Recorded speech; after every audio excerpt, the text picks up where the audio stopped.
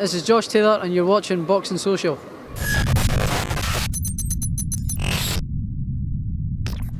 This is Ryan Elliott for Boxing Social. We're here at Glasgow. It's fight week. We've got the World Boxing Super Series semi-finals coming up this weekend. With me, world title challenger Josh Taylor. Josh, how does that sound? Hi, sounds good. It sounds just almost as good as you did in your intro there. So for your first time, but good job, well done. Thank you, Josh. Good to be back. Obviously, I think this is your fourth fight now at the Hydro. You're somewhat building your home here. How important is it for you in what is the defining fight of your career so far to be back here with those fans behind you? I'm just, I'm over the moon that I'm getting my world title chance in my home country. You know, just along the road from my home city. So it's only half an hour drive from where I live. So you know, everybody, all my friends, family, people that I've supported them all along the way can get the chance to come and see me fight for this world title and come away with a victory and become world champion. I've been telling everybody for years I'm going to be world champion. You know, any opportunity that I could get, I was telling people I was going to be world champion. So this is opportunity to prove them right and you know, and prove that I am world class and going to be world champion. Yeah. All the hard work is done in a way. You finished camp, you've obviously got a bit of weight to take off, but is it now just about unwinding and getting prepared mentally for Saturday? Yeah, I'm mentally prepared already. I'm prepared for a hard fight. I'm expecting a hard fight, especially early doors. But you know, I'm fully confident. I'm fully confident whatever Baranchyk brings, I'm more than well prepared enough for him. You know, so I'm feeling great. Yeah, really great. Talk to me about camp. Obviously, for a while there was a bit of uncertainty whether Baranchyk will actually be fighting, whether you'll have a replacement step in. With about a month to go, you got the confirmation that Baranchyk would indeed be fighting. Was it just a nice little bit for you to sort of get your teeth into for the final month of camp? Yeah, but it was good to get the confirmation that it was officially him, you know. But we knew all along that it was going to be him. It was very hard for him to pull out, especially like legally and contractually. You know, we know the contracts in the WBSS were very tight, so we knew it was going to be very hard for him to pull out with his belts. So we knew it was going to get a title fight anyway, but we knew it was going to be him all along. So nothing really changed. So everything was all good. Just looking elsewhere at the card, has it set in yet that you've got a pound-for-pound superstar on your undercard?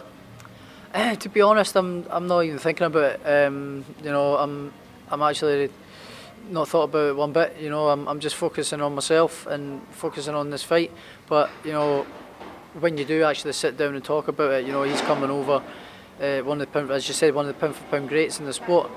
But you know, I'm not going to get a chance to see him, so I'm not really too fussed about him, to be honest. But it'd be good to see him today at the workout and things like that, you know, and get to meet him, get a chance to hopefully, well, try and talk to him and things like that. But yeah, it's cool that he's over here, and I'd say this is one of the biggest cards Scotland's probably seen, and especially a long time anyway, you know. So I'm happy to be a part of it and leading the way.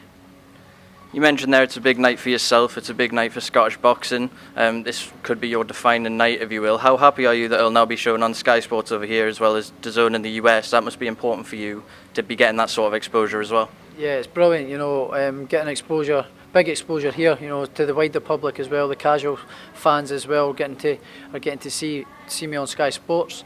Also across the pond, you know, it's getting shown on DAZN, so that's another great step and another great audience that's going to be seeing me over there as well. So yeah, I'm really happy with it and over the moon, to be honest. Yeah, so yeah, happy everybody's going to get to see me become world champ. World champ, baby, and the new.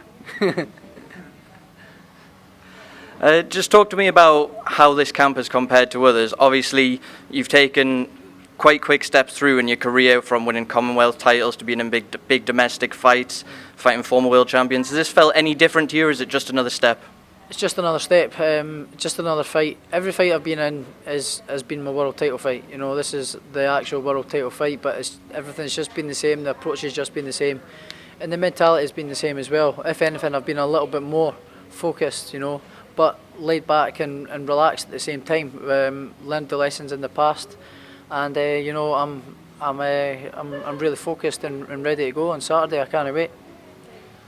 Obviously, you're taking on Ivan Baranchyk, undefeated fighter, touted by many as a potentially great fighter of the division alongside yourself. What have you seen from him in his recent fights, particularly his quarter-final, that you maybe think you could exploit Saturday night? I've seen a lot. That I can exploit.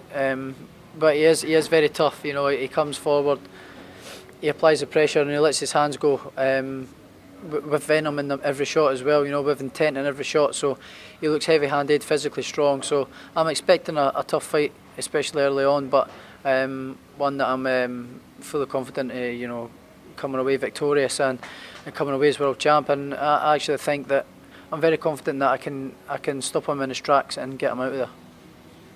We've already spoken about this crowd and how much it means to you to be fighting for the world title here. Do you believe anyone in this division could beat you in that arena with those fans behind you?